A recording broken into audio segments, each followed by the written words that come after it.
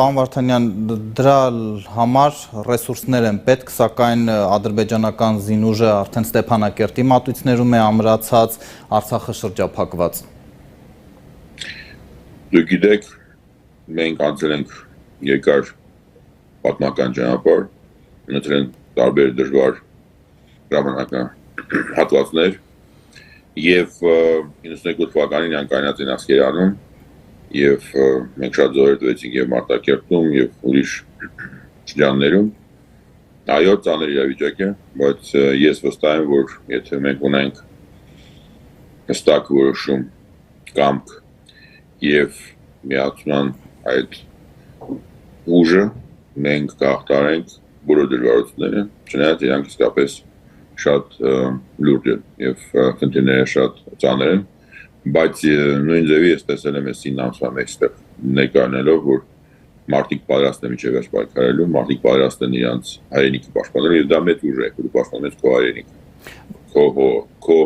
երեզմանները, քո եկեղեցիները, քո միջավայրը, որտեղ այսօր ապրում են 30,000 երեխա, որոնք պետք է իրանք ապրել իրանց հայրենիքում։ Այսինքն ռազմական դիմադրություն ցույց տալ, պարոն Վարդանյան։ Դե եթե պետք լինի, այո, եւ ռազմական դիմադրությունը, եթե Ադրբեջանը գնա այդ քալին, որ ես վստահ եմ իրանք չեն անելու, որտեղ դա իրանց համար շատ մեծ բեռ է լինելու եւ ներքին աշխարհում եւ դրսում, որտեղ ի վերջո մենք խոսում ենք քաղաքական մարդկանց մասին եւ եթե ստե շատ զոհեր լինեն եւ եթե ստե պատերազմը դառնա իսկապես լայնածավալ, դա բերելու է շատ զոհերի երկու կողմից եւ դա չի ընդունվելու եւ չի մարսվելու Ադրբեջանի կողմից։ Պարոն Վարդանյան, այդ ինչպես մարսվեց միջանցքում ընդհուպ արդեն անցակետի տեղադրումը, Հայաստանի տարածք ներխուժումը եւ ահա հիմա դա չի մարսվի, երբ արդեն ամբողջ աշխարհն է ասում, որ հարցը պետք է լուծվի Ադրբեջանի տարածքային ամբողջականության սկզբունքի ներքո այդ թվում։ Ես չեմ ասի դա մարսվել է, կարմիր գիծը խախտվել է այդ ճյունթում Արցախում եւ ուղղակի մենք իսկապես պետք է հստակ ու շատ կտրուկ այդ մեր դիրքորոշումը հնչեցնենք, որտեղ աշխարհն էլ է շատ ուշադիր նայում ինչ ենք մենք անում, ոնց ենք մենք արձագանքում ինչ որ դեպքերին, ոնց ենք մենք համակերպում կամ չենք համակերպում այդ ճնշմանը, որը իրականացնում է Ադրբեջանը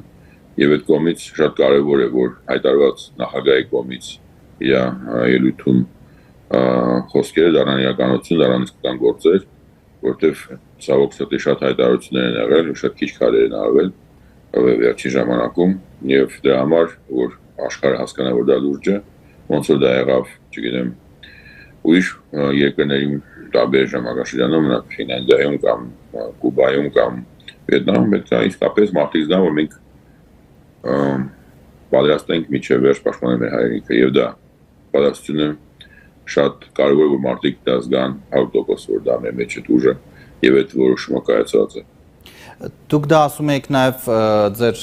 մոտ երամսյա պաշտոնավարման ընթացքում, բայց էլի չաշխատեց պարոն Վարդանյան, մի բան էլ դրություն ավելի վատ թարացավ, այդ շրջափակումը սկսվեց, բանակցություններ ընդհանրապես փակուղի մտան։ Դա տենց չէր, որովհետեւ տարբեր ուժեր, տարբեր բաներ են հայտարարում եւ ներսում եւ դրսում, դրանից էլ ինձ թվում է պատճառներից մեկն է, որ չստացվեց, որովհետեւ միավորման գաղափարի շուրջ, մի նպատակի շուրջ չստացվեց եւ մի մասը մարդկանց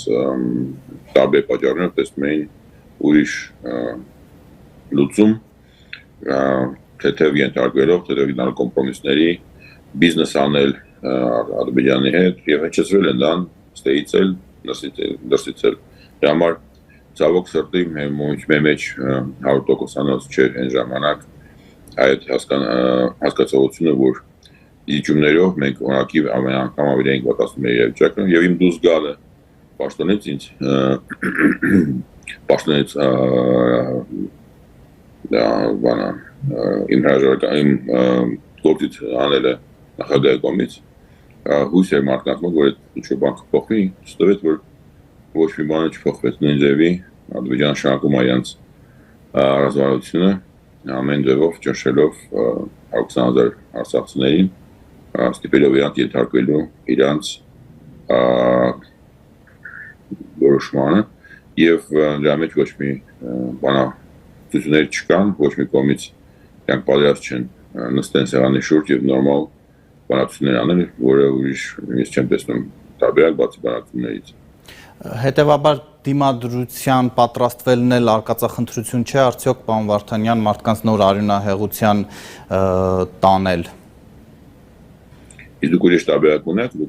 դուք հասկանում եք, չէ՞, որ տարբերակները կամ ենթարկում ես, կամ դուք ես գալիս, կամ պայքարում ես, դուք որ տարբերակին եք կողմ։